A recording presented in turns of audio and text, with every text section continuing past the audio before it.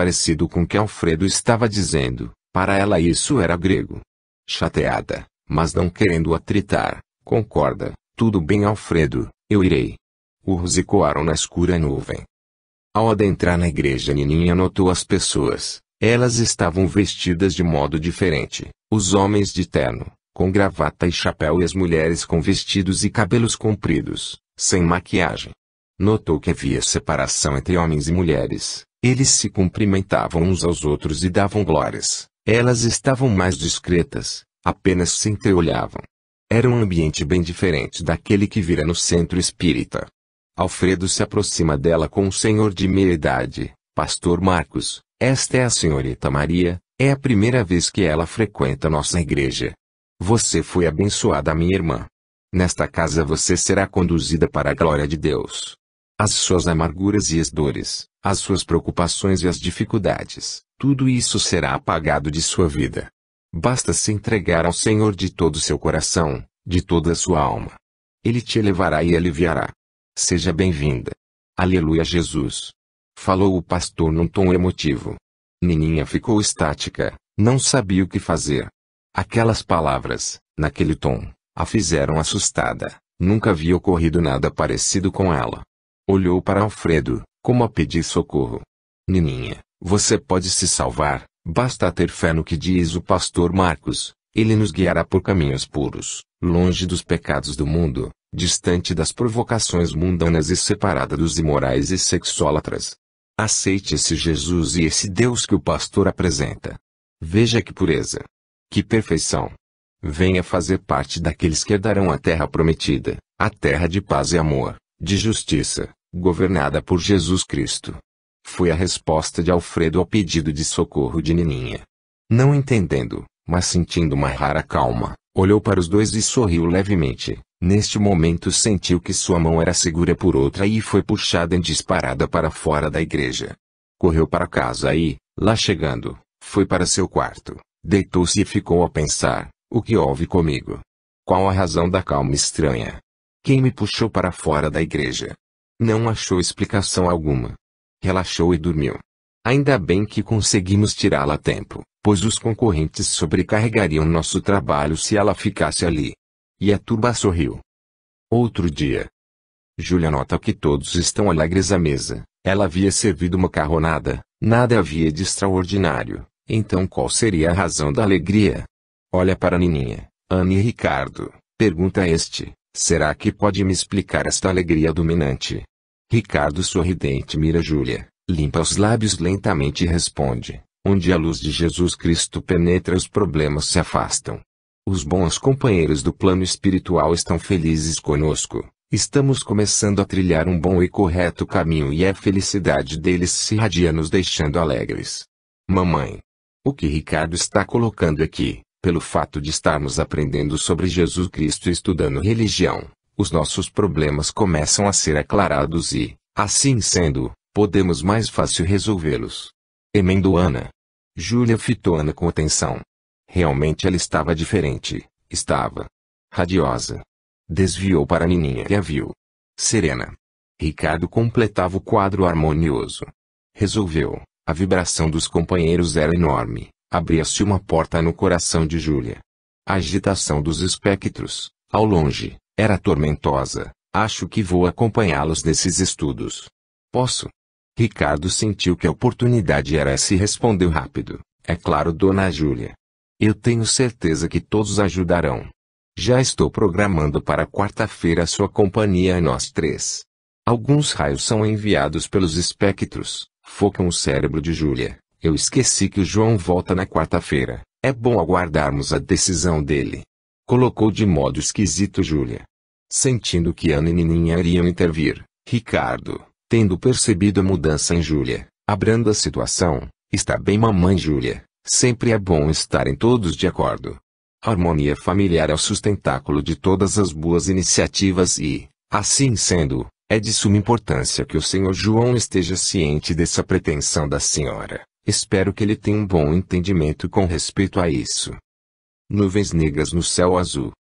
Júlia ouve o barulho do carro chegando, sai correndo para receber João. Envolve o seu pescoço num forte abraço, beijo e diz: querido, estou morrendo de saudades. Ela não consegue ver os fios negros que ligam aos vultos sombrios. João recebe o abraço e o beijo, mas não corresponde ao calor dela. Estou bem e espero que por aqui tudo também esteja tranquilo. Júlia percebeu a reação fria de João, sentiu que poderia representar problemas. Respondeu inquirindo: aqui tudo bom. Acredito que você não carrega notícias agradáveis, mas espero estar enganada.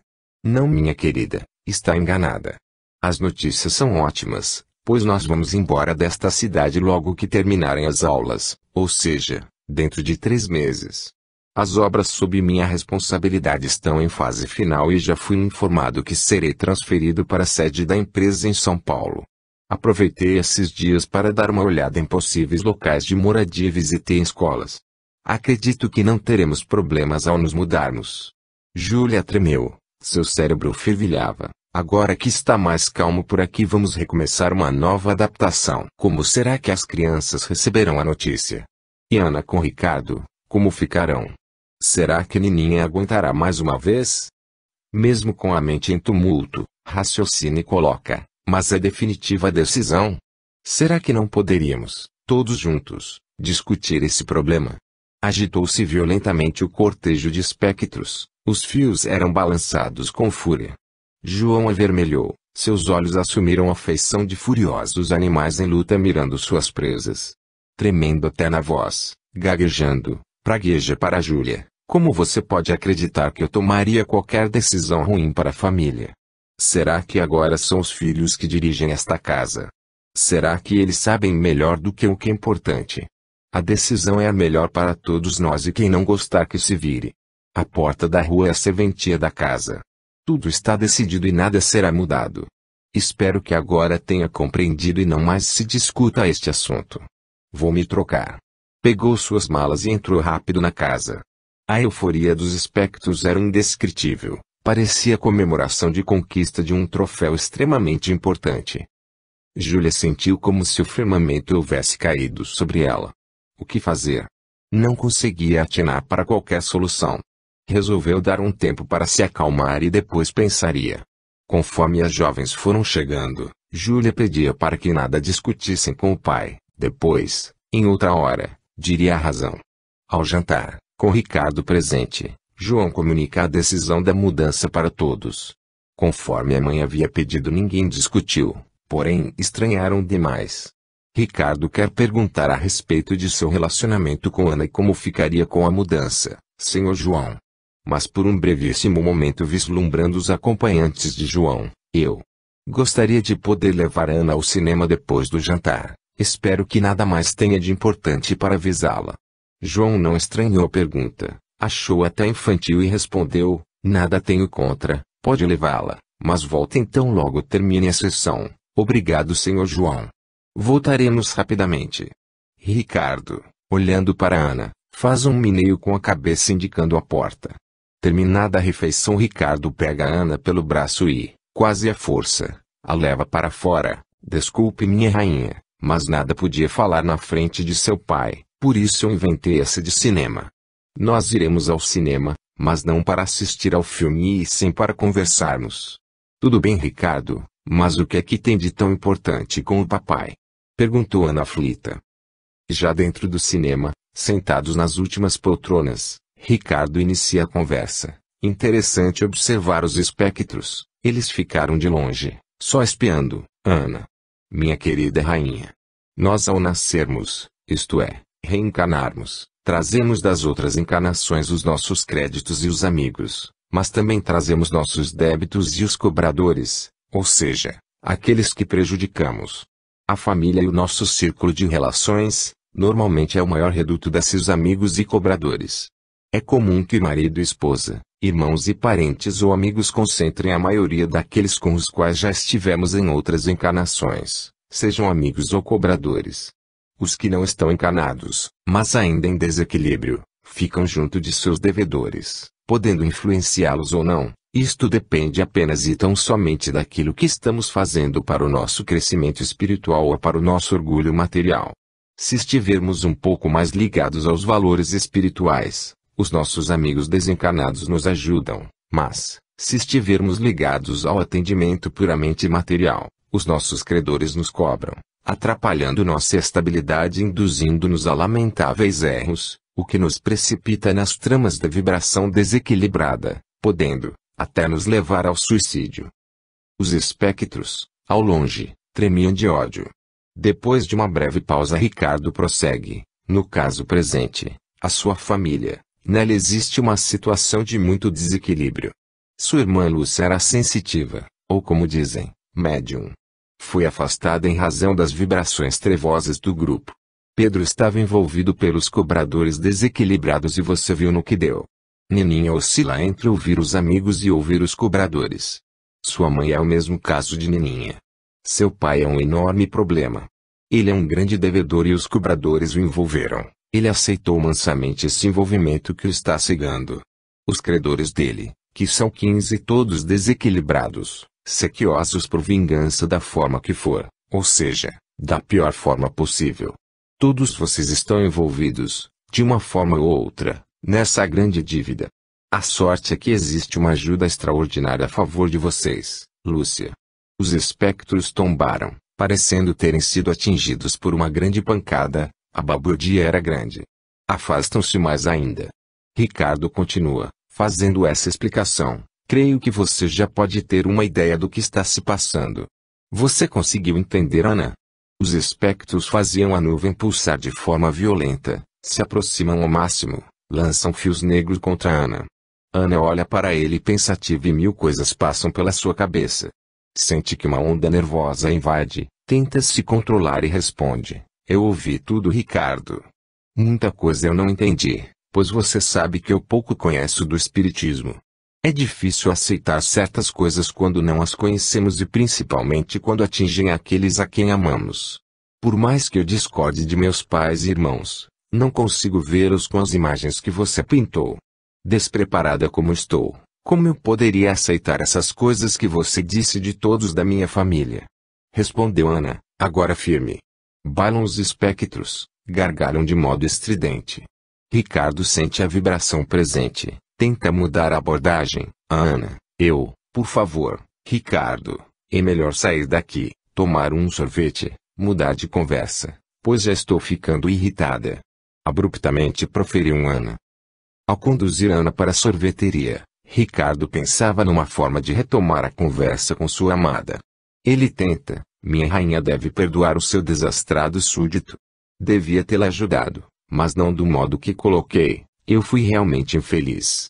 Por favor, me perdoe, minha adorável rainha.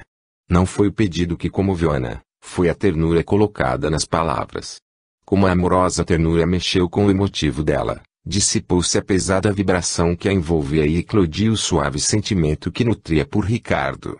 Olhou bem firme nos olhos dele. Sentiu que choravam de dor, imbuiu-se de esquecimento e proferiu, a rainha entende o cuidado que seu amoroso súdito teve, mas pede o esquecimento de tudo e voltemos aos tratos normais já que estes foram os que sempre nos aproximaram.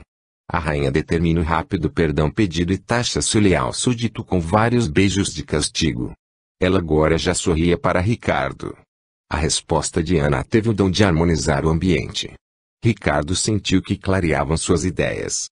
Envolvido pela boa atmosfera, passou a pagar a cobrança real, envolveu-a com carinho e beijou-a várias vezes até ficarem praticamente sem fôlego. Ao se apartarem estavam gargalhando de emoção e alegria. Algo distante os espectros urravam de ódio. Uma barreira os impedia de se aproximarem do casal. Ricardo não atinou bem a razão, mas algo lhe dizia para não permanecer na casa. Entrou, despediu-se de todos e abraçados, no portão. Despede-se de Ana. A minha rainha deve entender que tenho compromissos para amanhã cedo. Esta é a razão de já estar indo embora. Este súdito gostaria de ficar eternamente ao lado de sua rainha, porém o corpo está cansado de um dia cheio como este foi e que também será o de amanhã. Durma como um anjo, minha rainha. Ana desconfiou da desculpa, mas não demonstrando essa desconfiança, o beija e despede. Até logo mais, meu amor. Ricardo vai embora sentindo que deixa um grande peso para trás, uma angústia se introduz em seu coração. Grande algazarra de alegrias se apresentava na nuvem espectral, agora envolvendo toda a casa de João. Ana adentra na sua casa e na sala estão todos reunidos num bate-papo. É saudada por João com um palavreado estranho, o feiticeiro já se mandou. Ele sentiu que se daria mal com as suas conversinhas por aqui. Muita atenção, filha, esse tipo de pessoa é pior que víbora peçonhenta. Ana sentiu uma agulhada em seu cérebro e seu coração acelerou, ficou com a mente confusa, mas mesmo assim respondeu, pai, eu não o vejo como feiticeiro, diria que Ricardo está muito confuso e suas ideias não são claras. Tomarei cuidado sim, pode estar tranquilo papai. Na sala quase se podia palpar a pesada vibração e todos estavam envolvidos pela escura nuvem. Raios são dirigidos para a Nininha. Ainda bem que papai nos alertou do perigo desses fanáticos religiosos. Percebo agora que meu e o seu tentam nos afastar de nossa casa e de nosso convívio familiar. O Ricardo não tentou isso, irmã? Nininha falou sem a menor consciência da gravidade daquilo que pronunciava. Ana ficou estática e não conseguia raciocinar direito para responder à indagação de Nininha. Todos ficaram olhando e aguardando uma resposta. Os raios agora se dirigiam contra Ana. Pensando bem, eu acho que você está com a razão, minha irmã. Nós nos deixamos envolver e quase separamos a família, escapamos por pouco e ainda bem que papai sustentou fortemente a correta posição não permitindo que fôssemos enganadas. Ana vai ao pai e o abraça forte. Estou muito grata, papai. A sua orientação nos evitou graves problemas. Alegria geral na nuvem. Os espectros vibravam. Agora os raios eram para João. Este é um momento muito importante na vida desta família. Eu sempre falei que religião era enganação. Era só olhar nos representantes das varas que por aí estão. Já viram alguns deles magros, esfarrapados ou mal vestidos? Com aparência de sofrerem. Sabem por que eles lutam tanto para que as pessoas sejam das suas religiões? Ao entrar nessas religiões, a primeira coisa que fazem é pedir dinheiro para o seu Deus, dizendo que esse Deus vai lhes devolver em felicidade, saúde, bom casamento, progresso, etc. A única coisa que não falam é quem é esse Deus. Ora, é só pensar um pouco e se descobrirá que esse Deus se chama dinheiro, posse, poder, política, mando, riqueza e tudo mais. Para eles é bananas para os que acreditam neles. Os bestas que acreditam neles esperam comprar um céu com esse dinheiro que dão para esse Deus, e eu não acredito que exista nem o céu e nem esse Deus. Como vocês podem ver, esse Deus que se chama dinheiro é o foco principal desses espertalhões. Por mim não cairemos nessa. O meu dinheiro é ganho com muito trabalho e suor, e esse Deus, se quiser dinheiro e fortuna, que vá trabalhar, como eu estou fazendo. Colocou João, sentindo um grande prazer em falar. Ana se vira e vê Lucinha. Uma alegria imensa invade seu coração, parece que vai explodir de emoção. Tenta articular alguma indagação e sente que é extremamente difícil pronunciar algo, está oprimida pelo inesperado ocorrido. Pelos seus pensamentos correm mil indagações a serem feitas para Lucinha, mas nada consegue. E Lucinha fala, minha querida irmã, estou cheia de saudades de todos. Embora longe de casa, eu estou acompanhando os problemas que os atingem e fico aflita pela dificuldade que vocês estão tendo para amenizá-los. Vou tentar esclarecer alguns pontos para que possam melhor enfrentá-los. Começo pelo Pedro. Ele se encontra em uma região própria para o tipo de morte que teve, mas está sendo observado com carinho. Quanto a Nininha, vai no recado. A religião é o único caminho para o entendimento dos problemas duvidosos e aflitivos. Para a mamãe, além do abraço carinhoso, digo que ela terá que tomar muito cuidado com a saúde. As preocupações e a irregular alimentação poderão afetá-la gravemente.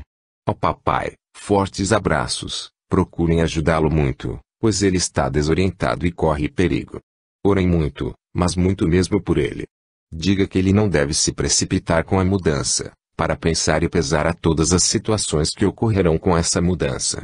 Para você, minha querida irmã, eu afirmo que o modo como entenderam os sonhos não é o correto. Existe outra interpretação, mas só mais tarde vocês saberão. Por enquanto só posso dizer, esqueçam as preocupações que estão tendo pela equivocada interpretação à vida.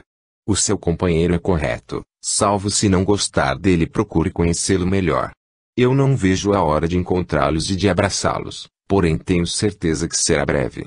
Receba um afetuoso beijo desta sua irmã que muito ama.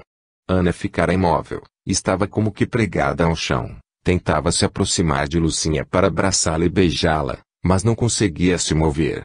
A figura da irmã era radiante, de uma claridade argentina e transmitia paz. Nunca havia visto ou sentido algo semelhante.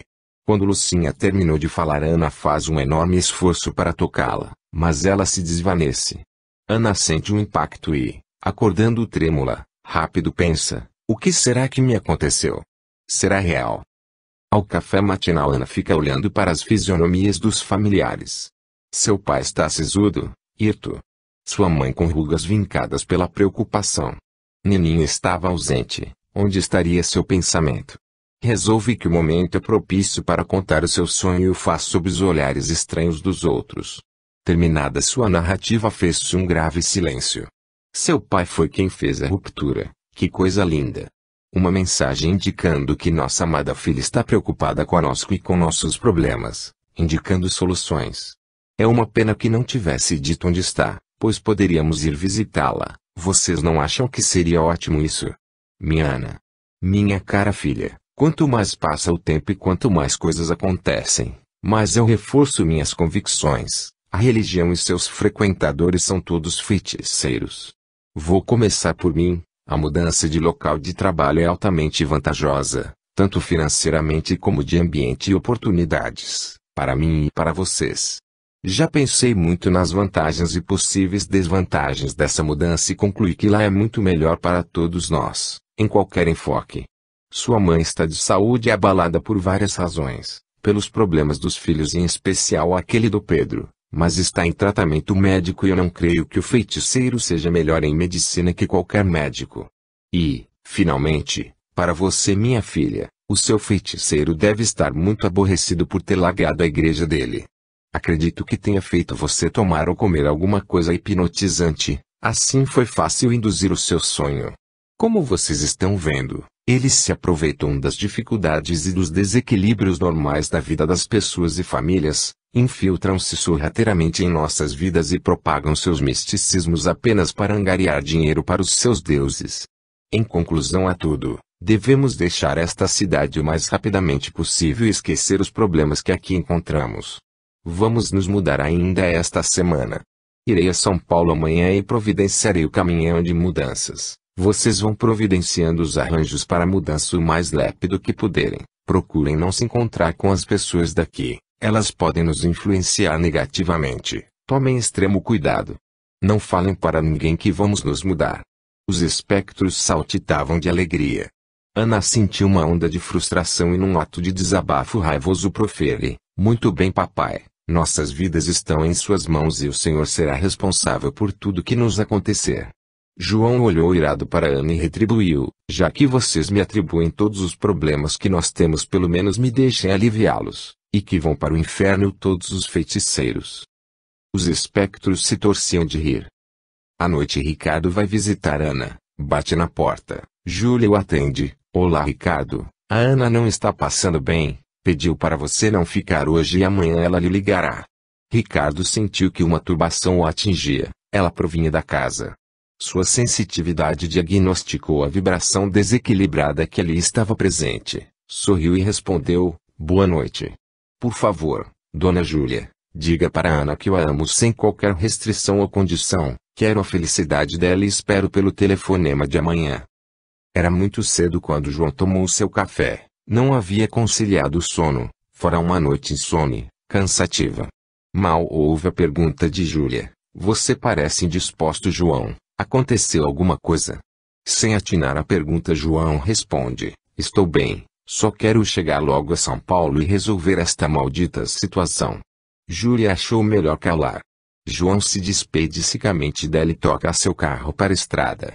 O tempo estava sombrio e uma frente chuvosa se armava no horizonte. Esta devia estar próxima de São José do Rio Preto. O vento já sibilava forte e o carro balançava como se houvessem furados os pneus. Logo mais e alguns pingos começaram a cair.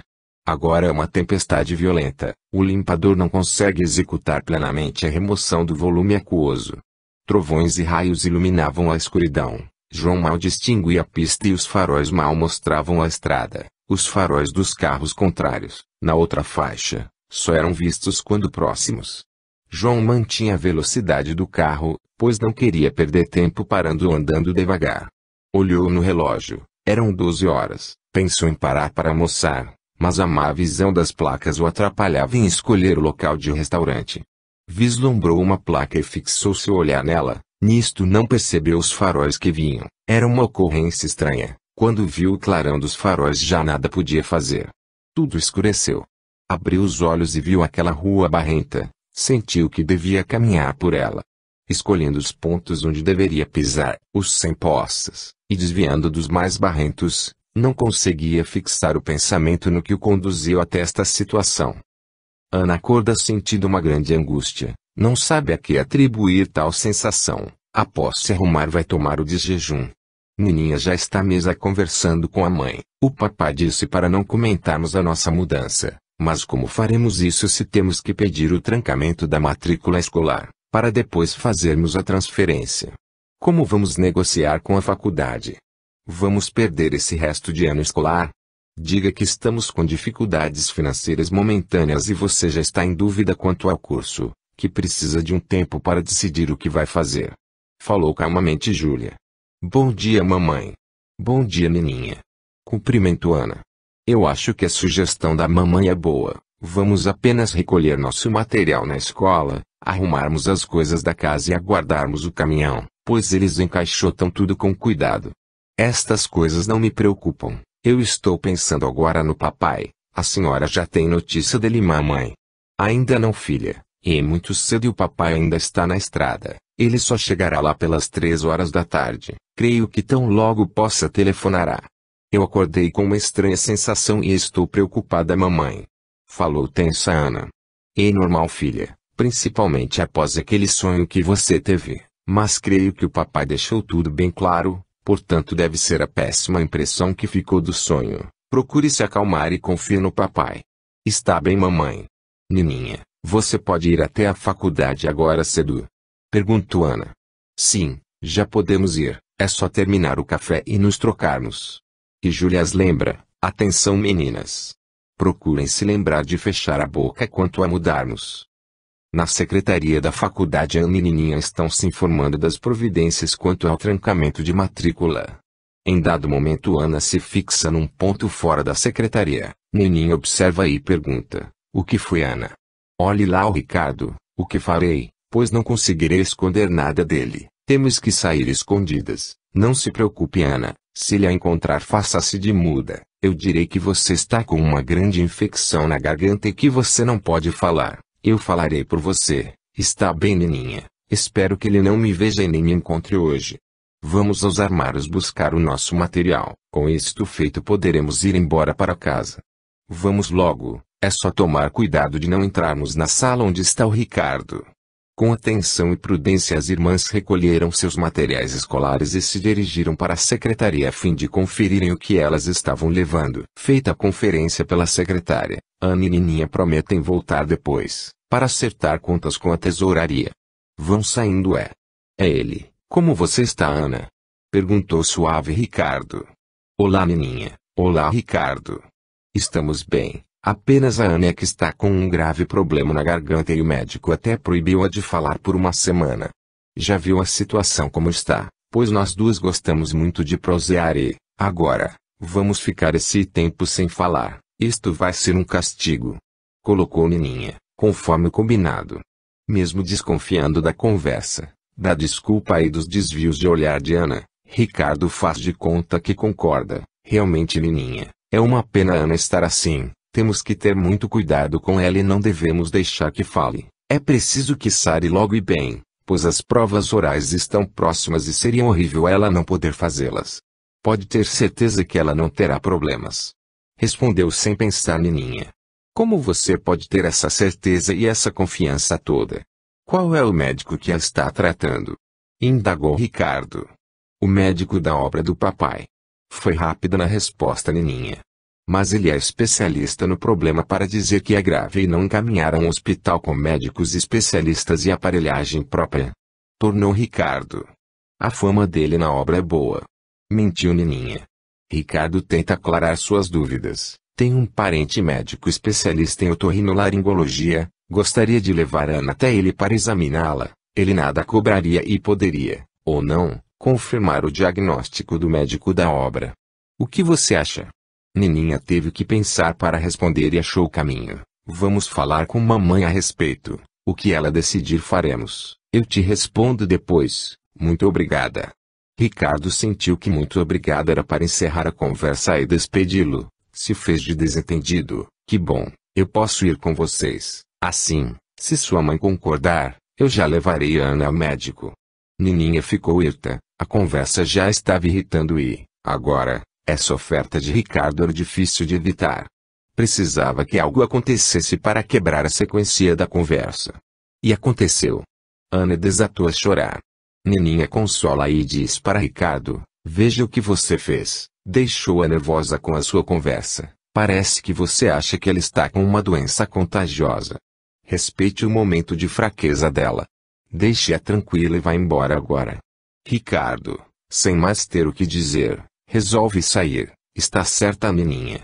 Acho que exagerei, é por muito amar Ana que insisti. Desculpem-me. Até outra hora. Ana e Nininha ficam a olhá-lo se afastando e uma imensa dor invade Ana. Seu choro agora é convulsivo. Eu amo Nininha. Estou perdendo meu único amor. Será que está certo o que estamos fazendo? Pode ter a certeza, irmã, que esta é a melhor coisa a ser feita. Vamos esquecer tudo daqui, inclusive nossos amores. Outros acharemos. Vamos para casa. Já se faz tarde. São mais de 4 horas e o papai já deve ter ligado de São Paulo. Vamos. Ao se aproximarem da casa ouvem os gritos de Júlia. Correm, adentram e encontram a mãe estirada no chão da sala, convulsiva, exclamando: Não. Não. Não pode ser assim. Isso não é justo. Por qual motivo essas coisas ocorrem? Ana se precipita de encontro à mãe, abraça e inquire em alta voz: O que está acontecendo, mãe? Júlia se agarra em Ana, soluça forte continuamente, com os olhos marejados e vermelhos de tanto chorar. Olha para ela, vira o rosto olhando para Nininha e clama: Aconteceu o pior. Houve um acidente. O papai morreu. O papai morreu. Agora eram as 3 a chorar, abraçadas, e assim ficaram por um largo tempo. Foram se controlando aos poucos. Nininha, interrompido o pranto, se refaz, acaricia a mãe e pergunta: Como foi que aconteceu? Conte-nos, mamãe. Conte tudo o que ocorreu. Onde foi e a que horas? Conte, mamãe. Conte.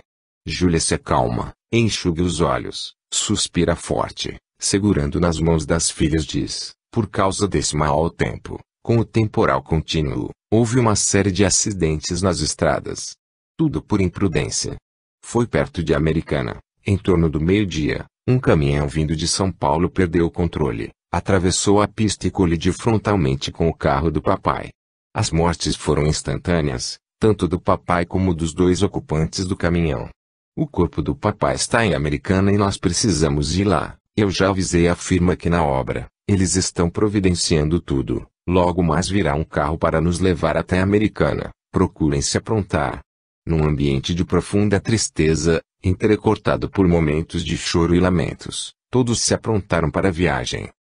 Enquanto a estrada passava e os ânimos calavam, Nininha pergunta para a mãe: Onde nós o enterraremos? Papai queria ser cremado e assim será feito. Levaremos o corpo para o crematório de Vila Alpina, em São Paulo. Iremos acertar isso lá em Americana. O que faremos depois, mamãe? Onde iremos morar? Falou Ana. Teremos que discutir tudo o que iremos fazer. Primeiro vamos providenciar a cremação, depois conversaremos das demais coisas. Respondeu uma calma e lúcida Júlia. Ana e Nininha estavam olhando o salão do crematório, algumas linhas de poltronas, o som próprio para a cerimônia, o caixão cercado de flores. Nada era triste, tudo era sóbrio. Júlia é chamada pelo funcionário do crematório e é instruída quanto ao botão que apertaria quando considerasse concluída a cerimônia. Júlia chama Nininha e Ana para se aproximarem do caixão. Estando juntas, ela diz: Façamos nossas despedidas do papai. Quando terminarmos, eu acionarei o botão e o caixão descerá para a sala do forno crematório. Lá não iremos. Outro dia viremos buscar a urna com as cinzas. Você quer falar alguma coisa, Nininha? Nininha, tentando gravar aquela cena para sempre emotiva, se despede: Papai, é horrível o senhor nos ter deixado agora. Eu não sei o que fazer. Sinto-me estraçalhada, toda em pedaços. Preciso recomeçar e juntar tudo de mim. Eu não sei. Adeus. Adeus. Ana ampara a menina em choro copioso e se dirige ao corpo hirto do pai. Pois é, papai. E agora? Como ficamos? Tudo é tão difícil. Tudo é imprevisível. Sinto-me queimar toda por dentro. Nada programamos por nós mesmos. Estamos parados no local de escolhas, mas não sabemos o que escolher. Que falta o senhor faz? Adeus. Neninha e Ana estão abraçadas olhando para a mãe. Júlia, olhando fixamente o rosto de João, faz sua despedida. O que faremos sem sua presença, João? Você nunca nos preveniu da possibilidade deste momento. Estou com as meninas abaladas e não sei como resolver o amanhã. Você poderia ter nos preparado. Fomos abandonadas sem qualquer instrução e sem preparo. Você, que tudo sabia, devia ter previsto isto, devia. Você devia. Ana e Neninha abraçam e sustentam a mãe que desmaiava. Colocam-na numa poltrona enquanto o funcionário do crematório acionava o botão para descer o caixão. As irmãs se viram para o caixão. Elas ficam de olhos fixos vendo-o baixar e as duas portas fecharem sobre ele, fazendo-o sumir. O tempo cura a maioria das feridas. As lembranças vão se apagando e as mágoas diminuindo. A vida não espera. Continua. Agora morando em Osasco numa modesta casa, produto da baixa aposentadoria deixada por João e de suas imprevidências, Júlia, ao desjejum, conversa com Neninha. Filha, já que você vai ver o emprego na loja do Shopping Center Solar, aproveite e traga as mercadorias desta lista. Tome o dinheiro. Procure não demorar e telefone avisando se houver qualquer coisa diferente. Está bem, pode ficar tranquila, mamãe. Eu não demorarei na entrevista, pois já deixei o currículo com eles. Será só uma conversa final e eu acredito que conseguirei o emprego. Nós estamos precisando aumentar os ganhos. Eu vou fazer muita força para ganhar esse lugar na loja. Tudo bem, filha. Tenha muita sorte. Boa sorte, mana. Disse Ana, que estava chegando à cozinha nesse momento. Obrigada. Sei que torcem por mim. Eu vencerei. E Neninha saiu. Ana toma sua refeição e conversa com Júlia. Que coisa, mamãe. Depois da morte do papai as decepções só se acumulam e as dificuldades aumentam. Olha a casa em que moramos, comparada com as que morávamos, é um lixo. As dificuldades com dinheiro então, nem falo. Estamos numa miséria de dar dó. Se dependêssemos dessa mirrada aposentadoria morreríamos. Sorte eu ter encontrado um emprego e se Neninha conseguir este outro, tudo melhorará. Vamos torcer por ela e por nós. É verdade, filha? Vamos torcer, mãe. Eu vou a Dona Marta buscar as roupas que mandei para consertar. Volto logo. Até mais, tchau. Filha. Ana entra na casa e examina as roupas, fala, estão como nova, Dona Marta. Muito bom, são roupas de ótima qualidade e fáceis de consertar. Olha que horrível. Diz indicando para a televisão. Nossa, Dona Marta, que incêndio terrível, onde será? Ficam ouvindo e num dado momento o coração de Ana dispara. O locutor informa que o incêndio é no Shopping Center Solar. Minha irmã foi para lá. Será que ela já saiu? Falou Ana gaguejando. É melhor pensar que sim. Deus instrui seus filhos nessa hora. Acredite que ele é justo e que sua irmã já foi embora. Creia, senhora, que Deus é justo. Eu estou magoada com ele, se é que existe. A desgraça se abateu sobre minha casa e ele nunca nos ajudou. Não acho que vá ajudar agora, e se ela saiu foi por conta própria. Respondeu irada Ana. É melhor você ir para sua casa, Ana. Sua mãe pode estar vendo a televisão e precisará de você. A senhora está certa, Dona Marta. Até logo, filha. Que Deus te ilumine. Ana entra, vai até a sala e descobre a razão da casa estar silenciosa. Júlia está ressonando no sofá. Vai até a cozinha e verifica que o almoço está pronto. Pensa, mamãe terminou de cozinhar e foi descansar. É bom ela ter conseguido dormir e deixarei que durma, pois assim evitarei dar atenção pela notícia do incêndio. Logo que Neninha chegar, nós duas iremos acordá-la. As horas custam a passar. A televisão com som bem baixo, no quarto, confirma as mortes e os nomes. Júlia acorda e vê Ana sentada ao seu lado. Desconfia do modo como é olhada e, correndo os olhos pela sala, pergunta: o que aconteceu? Sinto algo diferente em você, em seu olhar. Ana desvia os olhos de Júlia, Fixa-os no teto, suspira fundo. É o sinal que Júlia capta bem. Diga logo o que tem para dizer. Houve alguma coisa com Neninha? Vamos. Diga. Os olhos de Ana enchem-se de lágrimas. Os suspiros a sufocam. Olha novamente para a mãe. Balança negativamente a cabeça e exclama: Neninha se foi. Ela se foi para sempre, mamãe.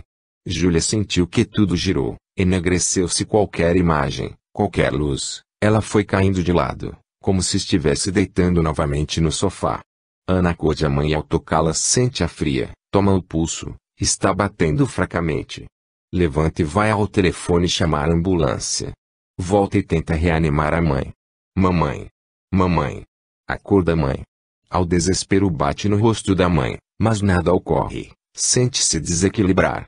Ouve o sinal de sirene da ambulância.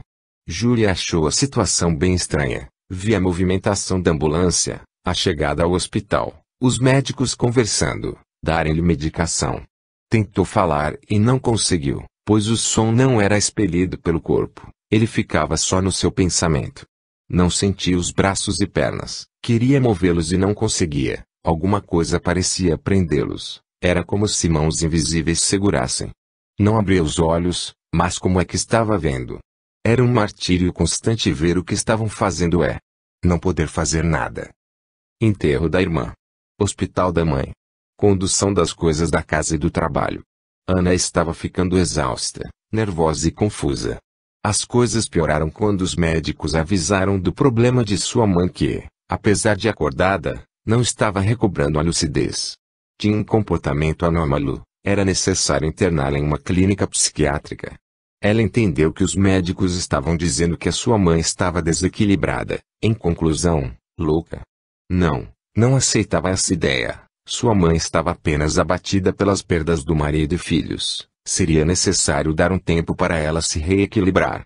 Os médicos insistiram, ou internação ou remoção para casa. Ana não poderia atender sua mãe em casa, não teria tempo ou dinheiro para tal função, portanto a solução foi natural. Internação de Júlia. Conseguiu vaga em Itapira. Na ambulância que levava a Júlia para Itapira, Ana ia olhando a paisagem e muitas lembranças passavam pela sua cabeça. Itabaté. Fernandópolis. São Paulo, como luzes piscando as imagens vinham e iam. Na recepção do hospital vai preencher o cadastro. Entre vários informes a pergunta, qual sua religião? Ana achou estranha a pergunta desse tipo no hospital e inquire, qual a razão dessa pergunta? Neste hospital temos atenções especiais, no sentido espiritual, de acordo com a crença do paciente ou dos familiares, não há obrigatoriedade de ter uma religião. Se a senhorita não tem é só informar, nós não fazemos qualquer diferença no tratamento médico por razões religiosas. Quem estava cochichando ao ouvido de Ana? Eu estou interessada no assunto. Poderia me explicar melhor essa atenção que o senhor falou? Este hospital pertence a uma instituição espírita e por esta razão o tratamento do espírito é considerado de suma importância. Porém esse tratamento deve ser feito de acordo com o credo do paciente. Se ele não tem credo, nós faremos nosso trabalho sem o conhecimento e participação dele. Apenas isso é o que justifica a declaração de ter, ou não, credo religioso. A senhorita entendeu? Quem continuava cochichando ao ouvido de Ana. Eu frequentei um pouco o espiritismo. Isso vale? Sim, vale muito. Respondeu alegre o atendente. Anotou na ficha e chamou por outra pessoa do hospital. Geraldo, por favor. Sim, Eduardo. Em que posso ajudar? A senhorita necessita ser informada dos procedimentos espíritas a um paciente. No caso presente a mãe dela. Com uma mesura Geraldo convidou Ana. Poderia me acompanhar, senhorita Ana? Ana seguiu Geraldo até uma sala. Foi instalada numa poltrona inquirida por Geraldo. Gostaria de esclarecer qualquer ponto em que tenha dúvida. Por favor, pergunte à vontade. Ana pensou no que poderia perguntar, pois pouco sabia do espiritismo. Então fez a mais comum das perguntas. O que vocês farão com minha mãe? No sentido material, sua mãe receberá o melhor e mais moderno dos tratamentos médicos. No sentido espiritual, nós temos equipes especiais de tratamento fluídico. Faremos reunião dessa equipe e comunicaremos a você os resultados. Não haverá contato físico com sua mãe. Informaremos quais os horários em que poderá nos ajudar e de modo geral a sua ajuda será mental. Entendeu? Como eu falei, sou novata de espiritismo, não sei o que representa a maioria das coisas que o senhor disse, porém tentarei colaborar e acredito que qualquer ajuda para mamãe é ótima. Foi sentido uma brisa suave e balsamizante na sala. Muito bem, a senhorita pode ir tranquila e nós a informaremos de tudo. Sentindo-se muito bem, como se renovada em suas forças, Ana se despede e volta para casa. O tormento da solidão se abatia sobre Ana, todos os pequenos problemas comuns, agora pareciam intransponíveis e torturantes. Ana já não conseguia quase dormir. Ainda bem que o final da semana estava chegando, era sexta-feira e no sábado iria visitar a mãe. Bom dia, Sr. Geraldo. Cumprimentou Ana. Bom dia. Foi muito bom que veio, já temos alguns informes do estado de sua mãe. Respondeu solene Geraldo. Ana percebeu que algo não ia bem com sua mãe, perguntou, algum problema com mamãe? Sim e não, senhorita Ana. O não se refere ao estado físico, ela se encontra estável, conforme os médicos lhe informarão em detalhes. Comigo é parte espiritual e nesta temos dificuldades. Quais são as dificuldades? Inquiriu Ana. Que turma tenebrosa acompanhando-a. Já fizemos uma reunião de consulta espiritual e temos uma longa história. Pode me contar essa história, pois eu não tenho pressa alguma. Respondeu Ana com um tom debochado. Percebendo a reação de Ana, Geraldo se precaveu. Não tire qualquer conclusão antes de eu terminar de explicar e se não acreditar no que estou dizendo é só falar que interrompo. Está bem assim. Ana tentou ficar bem desperta. O cansaço tornava difícil coordenar as ideias. Maquinalmente respondeu, sim, está. Geraldo iniciou a descrição. Sua mãe está sendo espiritualmente bloqueada. Em vidas anteriores ela foi criando inimigos, ferozes inimigos. Ela e outros, abusando de suas posições de mando, cometeram muitas injustiças. Esses injustiçados, agora mortos, ou seja, desencarnados, estão como que sugando os fluidos de vida da sua mãe e ela não consegue reagir. Tentamos ajudá-la com as reuniões, fizemos doutrinação e fluidificação, mas os laços entre ela e os cobradores é muito forte. A falta de reação dela, pela fraqueza fluídica, permite que os inimigos levem toda a vantagem. Estamos sem possibilidades de mais ajudá-la. Só podemos contar com a sua ajuda e a dos amigos espirituais. A sua ajuda seria no sentido de orações esclarecedoras para ela. Se conseguirmos atingi-la nós a resgataremos. Caso contrário nada adiantará a ciência médica. Concluída a explicação, Geraldo fita Ana e aguarda sua reação. Ana parecia estar em outro lugar, pois seus olhos estavam fixos num ponto inexistente da parede. Ela nem não piscava. Tentando fazê-la retornar, Geraldo inquire, o que a senhorita tem a dizer? Pode falar à vontade. Despertando de seu devaneio, Ana olha assustada para Geraldo e profere, eu deixei de ouvir o seu relato lá nas vidas anteriores. Não acredito nem um pouco em vida depois da vida, portanto não acredito em nada do que foi dito. Eu já estou achando que os médicos daqui perceberam que não conseguirão curar minha mãe e que vocês estão inventando essa desculpa de vidas anteriores. Como cortina para essa incompetência. Nada da resposta de Ana abalou Geraldo, muito ao contrário, seu semblante se tornou mais brando. Mais sereno. Encarou Ana com olhos ternos e colocou, minha cara irmã, nós não somos Deus. Só Ele é todo-poderoso. A ciência médica tem seus limites. Assim como a nossa fé está limitada ao nosso conhecimento. Respeito seu livre-arbítrio em decidir, mas lamento a sua decisão. Você pode trazer o médico que quiser para examinar sua mãe e levá-la para onde quiser. Está livre para tomar a atitude que achar melhor. Enquanto aqui estiver, sua mãe será tratada com a máxima atenção e carinho. Nós aguardaremos suas atitudes, senhorita Ana. Ana desgostou da resposta, pois sentiu que estavam expulsando sua mãe dali. Retrucou, agora é fácil dizer para eu retirar minha mãe daqui, deviam ter me avisado antes das suas incompetências. Estou sozinha. Todos me abandonaram. O que vou fazer com minha mãe? Devo deixá-la morrer aqui? Talvez seja melhor morrer em outro local. E Ana cai num pranto copioso. Geraldo entrega um lenço para Ana e aguarda abrandar o choro. Ao ver se recompondo, com suavidade diz, Ana, eu imagino seu tormento por tudo que está acontecendo, mas todos nós temos limitações. A vida do corpo não é a vida da máquina, e a vida do espírito. Os médicos podem curar os males físicos e os que já fizeram isso. Mas as doenças do espírito estão na alçada de Deus e é isso que você precisa entender. A vida de sua mãe está na dependência de Deus. Ninguém daqui vai te abandonar, muito ao contrário, tudo faremos para orientá-la. Sua mãe pode ficar aqui pelo tempo que você quiser, nós apenas pedimos a sua ajuda para falarmos com Deus pedindo por ela. Confie em nós e nos ajude a ajudá-la, por favor.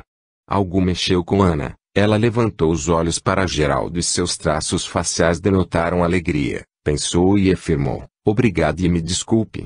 Eu estava muito nervosa, agora estou melhor. Preciso de um tempo para pensar em tudo que o senhor me disse. Posso responder na próxima semana. Sem dúvida, senhorita Anne, fique tranquila, sua mãe será cuidada como se fosse a nossa própria. Mas lembre-se, faça orações. Peça a Deus por ela e por você. O semblante de Geraldo agora era triste. Tentarei fazer o que o senhor me pede. Até a semana. Ore bastante, minha irmã. Ore bastante. O rosto de Lucinha parecia uma bola de luz, era divinal. Ana não entendia os sinais que ela fazia, pareciam de rogativa, como se estivesse rezando.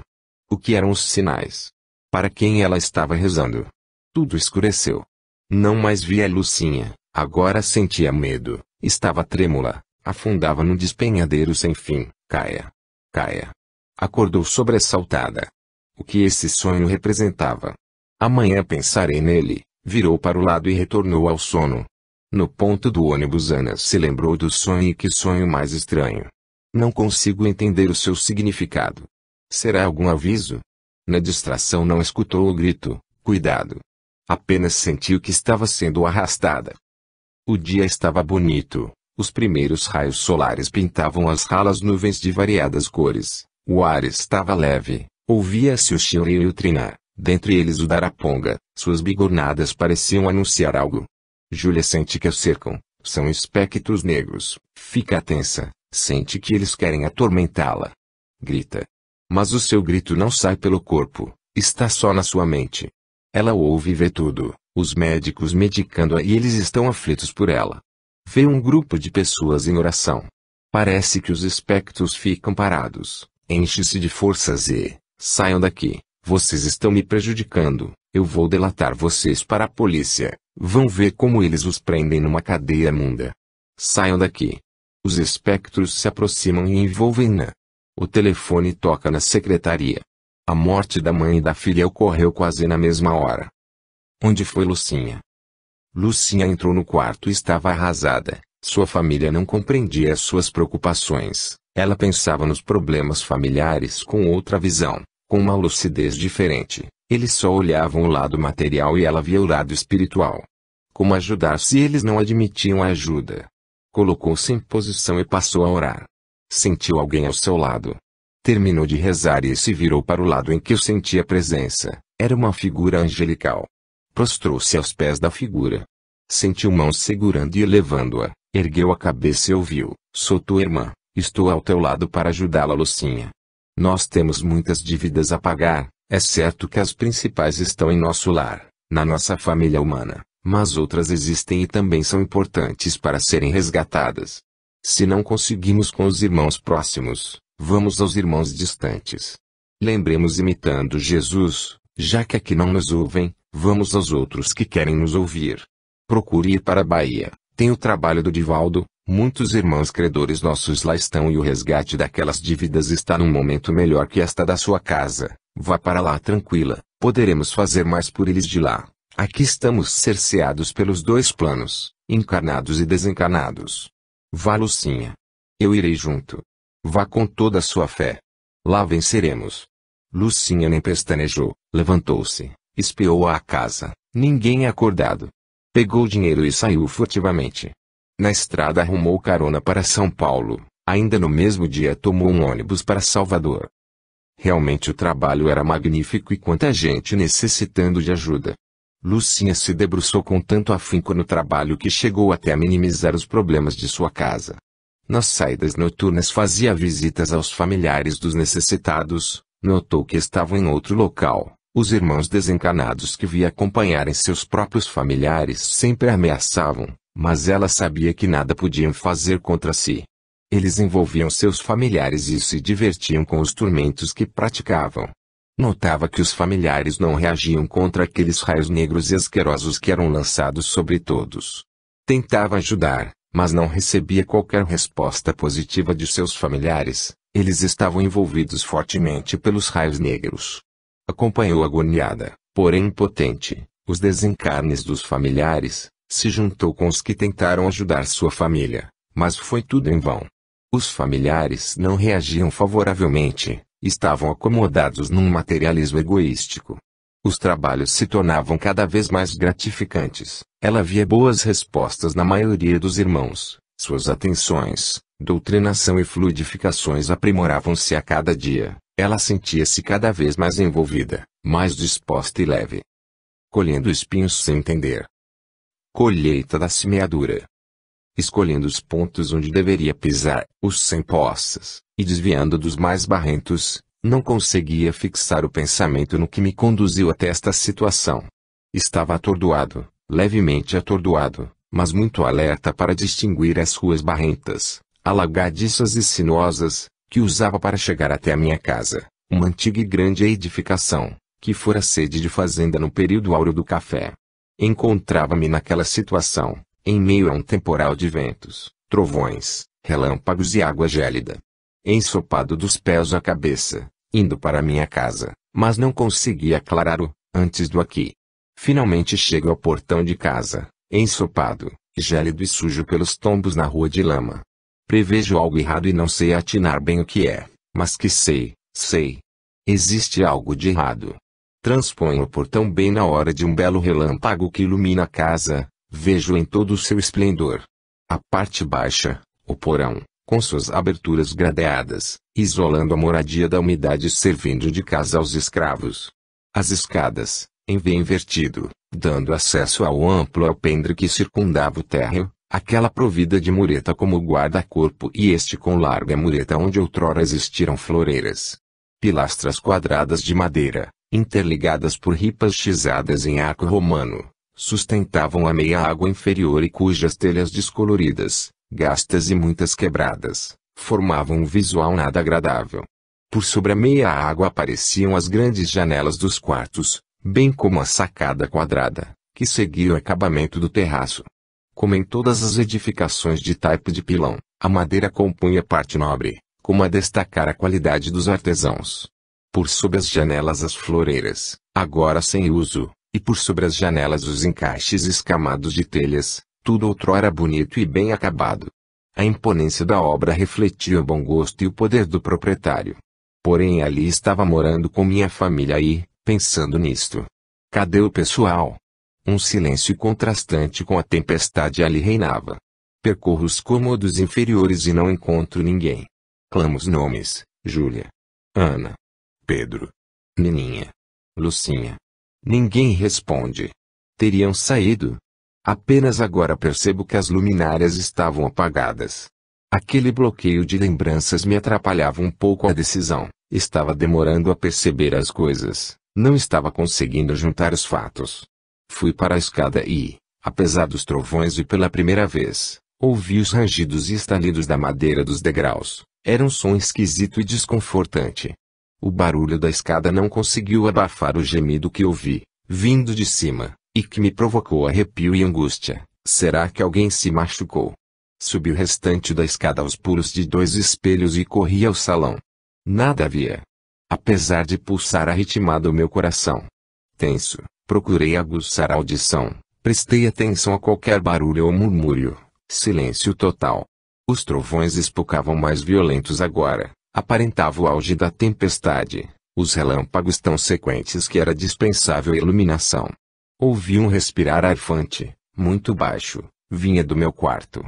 Com passos curtos fui ao quarto, a porta estava fechada, abaixei lentamente a maçaneta e fui abrindo a porta. Diacho! O rangido das dobradiças. Abri rápido e, naquela escuridão, ouvi o mais sinistro dos sons que já havia ouvido, um lúgubre sorriso de escárnio. A primeira batalha. A luminária foi acesa. A cena não poderia ser pior. 5 homens cercavam Júlia. 2 a seguravam, amordaçada e nua, corpo todo ferido. O sangue vertia nos pontos machucados. Seus olhos inchados denotavam a agressão sofrida. Corri os olhos para os agressores.